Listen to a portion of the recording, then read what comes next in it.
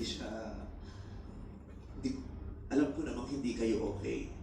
Well, siguro ang tanong na lang dyan, paano bilang isang ama, isang asawa, paano mo na ngayon itataguyod kayong dalawa? Anong plano?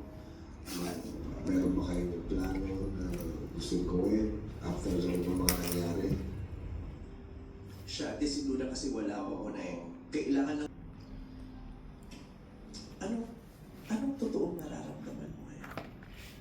Masakit kasi yung dalawang anak nawala sa akin, dalawa kong prinsesa. Ituloy mo yung buhay nila. God bless you. Hindi ko lang papasabihin. Isa-isahin man natin silang lahat dito. Pare-pareho lang sila maikukwento. Lahat sila inulan, lahat sila binaha, lahat sila nasiraan ng bahay, lahat sila nawala ng